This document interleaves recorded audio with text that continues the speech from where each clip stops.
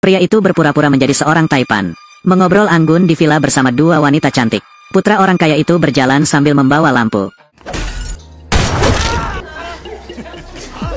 Bukankah menjijikkan melakukan hal ini lagi di siang hari? Beraninya kamu berpura-pura menjadi ayahku. Aku lebih besar darimu. Karena itu, dia ingin menembaknya hingga mati. Tanpa diduga, adikku berlari menghampiri. Dia lebih kejam dari kakaknya. Inilah film aksi kriminal Korea terbaru Believer 2 tahun 2023. Dalam skala yang sangat besar, Han Hyo Jo memerankan Seop So Chon yang kejam. Sangat hidup, hal-hal yang bisa diselesaikan dengan tangan tidak memerlukan banyak kata. Seop So Chon adalah asisten kuat dari geng narkoba, Tuan Lee. Mengetahui bahan baku pembuatan obat bernilai 20 miliar. Setelah menculik orang di Korea, dia sangat marah. Apakah Anda ingin datang ke Korea secara langsung? Tentu saja saya ingin. Katakan pada mereka, apa konsekuensi menyentuhku? Jadi dia memutuskan untuk pergi ke Korea. Lihat siapa yang bermain trik. Sisi Korea, Brian adalah presiden cabang Mer Lee di Korea. Ini semakin besar dan besar. Orang-orang di posisinya bahkan belum pernah bertemu dengan Tuan Lee. Dia mengira Tuan Lee tidak ada. Jadi berpura-puralah menjadi Tuan Lee untuk memproduksi obat-obatan dan menjualnya. Makan dengan baik dan kenakan dengan baik. Sementara itu, ada niat menargetkan 20 miliar bahan baku. Hasil, saat sedang bernegosiasi, mereka dirampok. Dia diikat ke kursi. Tidak terduga, orang yang menculiknya adalah karyawan perusahaan pembuat obat, Seo Yang Rak. Karena untuk membalaskan dendam anak anjingku, dia memerintahkan dua bawahannya yang tuli dan bisu. Gunakan penyembur api untuk membakar bekas luka yang mirip dengan luka bakar di tubuh anjing dan punggung Brian. Alhasil, Brian menjadi sampah tak berguna. Kemudian dia terlempar ke tengah pusat perbelanjaan. Setelah Won ditemukan polisi, segera bawa Brian ke rumah sakit untuk mendapatkan perawatan. Namun bawahan Brian, Eng Guan, datang ke rumah sakit malam itu. Berpura-pura menjadi dokter, datang ke pintu kamar rumah sakit, ingin mengelabui polisi. Namun polisi curiga.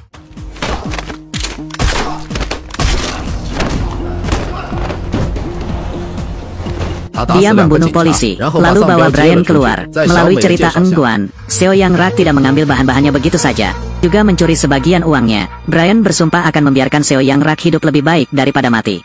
Ketika saya mengetahui bahwa Seop So Chon akan datang ke Korea, dia langsung berpikir untuk memanfaatkannya untuk melenyapkan Seo Yang Rak. Jadi keesokan harinya, dia segera mengantarkan Eng Guan ke bandara untuk menjemput So Chon. Tiba di kediaman Anda, jadi Chon segera menanyakan Laika. Untuk tujuannya dia pergi ke Korea untuk mendapatkan bahan-bahan, atau panggil Laika. Pada akhirnya, Brian mengatakan bahwa dia tidak memiliki kedua hal itu. Brian menunjuk ke arah Seo Yang Rak, mengatakan bahwa uang dan materi ada di tangannya. Bunuh saja Seo Yang Rak. Ia rela mengeluarkan dana 20 miliar untuk bahan baku di Thailand. Cho So Chon, untuk memberi kompensasi kepada Tuan Lee. Setelah mendengar ini, So Chon langsung menyetujui kesepakatan itu. Seo Yang Rak mengambil bahannya dan buru-buru membuat Laika di malam hari. Hari itu, tepat ketika mereka sedang istirahat makan siang, pabrik rahasia, tiba-tiba dua mobil masuk. Melihat sikap ini, mungkin ini bukan tindakan yang baik. Semua siap bergerak maju untuk diperiksa.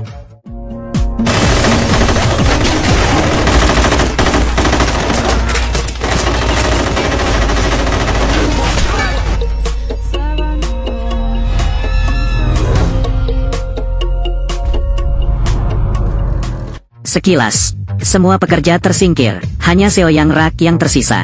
Jadi Chon menjambak rambut Seo Yang Rak dan masuk ke dalam. Seo Yang Rak langsung tahu dia adalah Seop So Chon dari Tiongkok.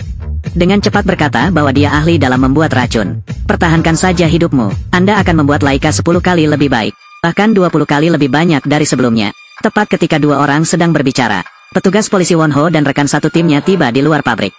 Melihat tumpukan mayat roboh di luar pintu, tiba-tiba rasanya tidak enak. Dia mengenakan rompi anti peluru dan bergegas masuk. Rekan satu timnya menyarankan dia untuk menunggu penyelamatan tiba sebelum masuk.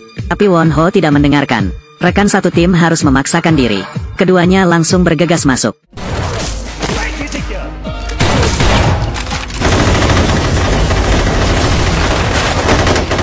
Jadi Chon melihat polisi datang, bawa Seo Yang Rak dan lari. Mobil baru saja meninggalkan halaman. Sempat ada ban yang diledakkan oleh petugas polisi.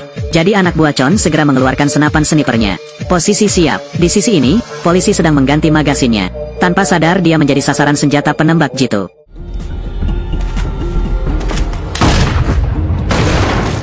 Tindakan sewenang-wenang Won Ho secara tidak langsung menyebabkan kematian rekan satu timnya.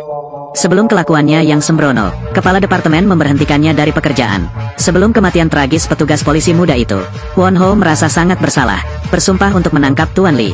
Di sisi ini, So Chon membawa Seo Yang Rak dan Brian ke dalam kereta. Persiapan berangkat ke Thailand. Jadi Chon diam-diam memberi perintah pada bawahannya. Tunggu sampai Anda mendapatkan bahan-bahannya di Thailand lalu hilangkan Brian. Tapi bagaimanapun, Brian telah berkeliaran selama bertahun-tahun. Sudah melihat semuanya, padahal musuh Seo Yang Rak ada tepat di depannya. Aku juga ingin memakanmu hidup-hidup. Bajingan. Kamu membuatku seperti ini. Bahkan jika kamu mencungkil matamu atau memenggal kepalamu, itu tidak cukup. Kuharap aku bisa memotongmu menjadi ribuan bagian. Namun musuh terbesar saat ini adalah Seop So Chon. Jika Anda tidak bekerja sama, kalau ke Thailand pasti mati. Karena Tuan Lee tidak ada. Dan Seop So Chon adalah orang kejam yang bertindak kejam. Brian menduga dia akan menunggu sampai dia pergi ke Thailand untuk mendapatkan bahan-bahannya. Tidak lagi layak untuk dimanfaatkan. Pasti akan tersingkir oleh So Chon. Untuk tetap hidup, keduanya memutuskan untuk bekerja sama. Baru saja tiba di Thailand, Seo Yang Rak berkerudung, masuk ke mobil bersama So Chon. Dan Brian dibawa ke mobil lain. Di persimpangan, kedua sisi berpisah. Mobil Brian melaju ke hutan liar, dan Seo Yang Rak dibawa ke pabrik oleh Seop So Chon. Seo Yang Rak terkejut dengan skala produksi pabrik tersebut. Beberapa ribu pekerja di puluhan ribu meter persegi. Seop So Chon memberinya waktu 5 hari untuk membuat laika terbaik. Di sisi ini, Brian diseret ke tanah terpencil di Thailand. Jelas dia diseret untuk membunuh orang. Tapi dia berpikir ke depan. Pertama-tama aktifkan lokasi di ponsel Anda. Bawahan Eng Guan selalu mengawasi mereka. Namun dari ketiga mobil tersebut, tidak diketahui mobil mana yang ditumpangi Brian. Jadi dia menelepon Brian. Brian dengan cepat mengangkat bajunya dan menempelkannya di jendela mobil. Eng Guan melihatnya dan segera memerintahkan anak buahnya untuk mengambil tindakan.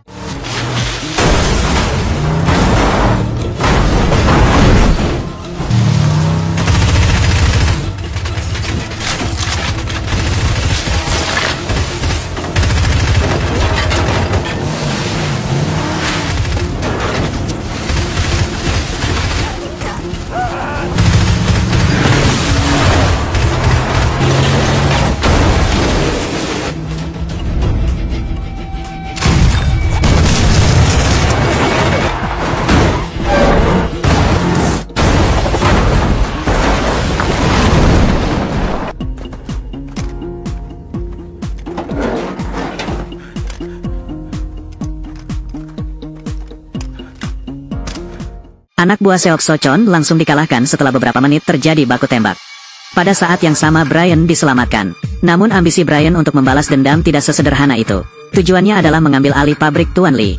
Menjadi Tuan Lee yang sebenarnya, dia segera menelepon Seo Yang Rak, ingin mengetahui lokasi pabriknya. Tapi Seo Yang Rak ingin dia menyelamatkan petugas polisi Won Ho terlebih dahulu.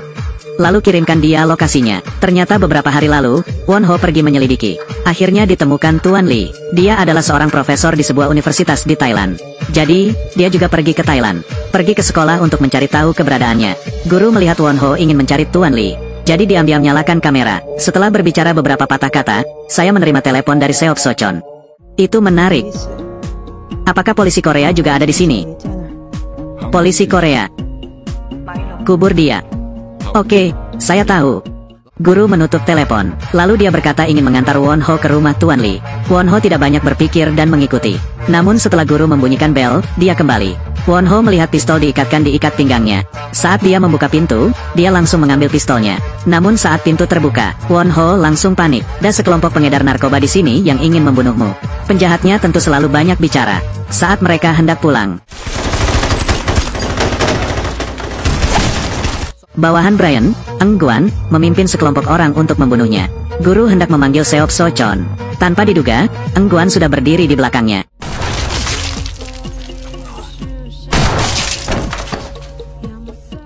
Setelah berhasil menyelamatkan Won Ho, Seo Yang Rak mengirimkan lokasinya ke Brian. Oleh karena itu, Eng Guan membawa serta puluhan orang kuat, bawa senjata berat ke pabrik. Tak lama kemudian kami sampai di depan gerbang pabrik. Kamu datang untuk apa? Mengantarkan. Kedua penjaga itu mengira bahan-bahannya sudah tiba. Sekarang, kedua tangan kuat Seo Yang Rak tuli dan bisu. Segera bunuh penjaga itu. Konfrontasi langsung. Kedua geng tersebut membentuk aliansi dan memasuki pabrik. Mendengar suara tembakan, Seop So Chon buru-buru menelpon Tuan Lee. Jadi, ayah, tidak. Ternyata Pak Lee tidak hanya nyata, tapi juga ayah Seop So Chon. Bahkan lebih kejam dari dia. Ketika sesuatu terjadi, dia tidak peduli dengan keselamatan putrinya. Tapi dia juga menyuruhnya untuk tidak terlibat dengannya. Pikirkan tentang ayahmu. Dulu melecehkan dan menyalahkan diri sendiri dalam segala hal. Aku tidak pernah menerima kasih sayang ayahku. Saat ini, hatinya sangat kacau. Seo Yang Rak dipukul dan memar.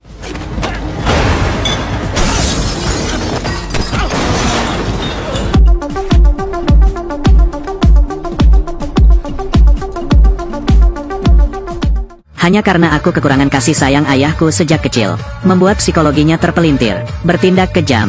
Dia menusukkan pisau, membelah perut Seo Yang Rak. Satu lagi tusukan ke dadanya. Kali ini, Engguan membawa seseorang masuk. Saat Seop So-chon hendak memotong dagu Seo Yang Rak, dia mengambil sepotong kaca di sebelah leher Seop So-chon. Dia belum mengambil tindakan. Won-ho memimpin seseorang dan menembak kepalanya. Legenda Dai Dao. Dalam legenda telah jatuh, Brian mengambil alih pabrik. Lalu tangkap Seo Yang Rak, dan dua bawahannya yang tuli dan bisu. Saya mengatakan kepadanya bahwa di masa depan, kedua orang itu siap membantu saya untuk menciptakan Laika untuknya. Seo Yang Rak tidak setuju. Hasil detik berikutnya, gadis tuli dan bisu itu dibutakan oleh anak buah Brian. Brian memaksa Seo Yang Rak untuk menemukan Tuan Lee dan membunuhnya. Kalau tidak, bawahanmu akan dibunuh. Setelah selesai berbicara, dia membakar kaki anak laki-laki tuli dan bisu itu. Saat ini, Seo Yang Rak menyesal tanpa henti. Kenapa aku tidak membunuh Brian dulu?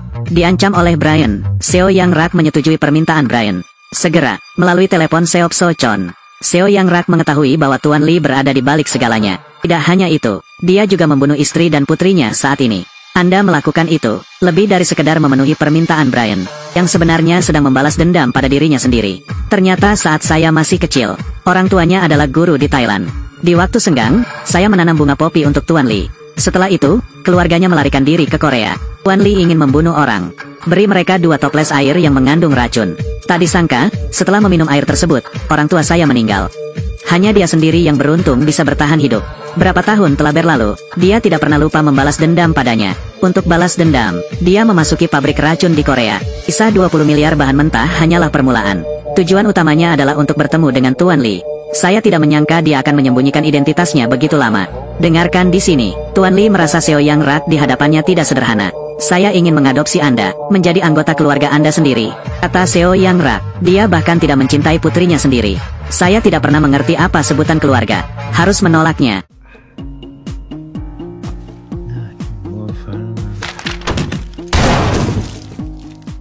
Kemudian, sesuai kesepakatan, Brian melepaskan kedua orang bisu tuli tersebut. Dari sana, Seo Yang Rak memimpin 2 orang tuli dan bisu. Temukan tempat tanpa orang, jalani hidup tanpa beban. Namun kehidupan ini dengan cepat runtuh. Suatu hari, Won-ho datang ke sini. Dia tahu Tuan Lee dibunuh oleh Seo Yang Rak. Ayo interogasi. Seo Yang Rak tiba-tiba memegang pistol. Alhasil, kepala Seo Yang Rak dipukul oleh Won-ho. Dia segera memeriksa pistol Seo Yang Rak. Baru tahu tidak ada peluru di dalamnya. Saat ini, saya tahu bahwa Seo Yang Rak sudah memikirkan jalan keluar. Won-ho sangat menyesal. Tapi begitu aku keluar dari pintu, dia ditembak dan dibunuh oleh seorang anak laki-laki tuli dan bisu. Saat ini, Brian bukanlah satu-satunya orang yang paling diuntungkan dari film tersebut. Bukan saja dia tidak mati, dia juga mengambil alih seluruh rantai perdagangan narkoba dari Tuan Lee dan pabrik racun.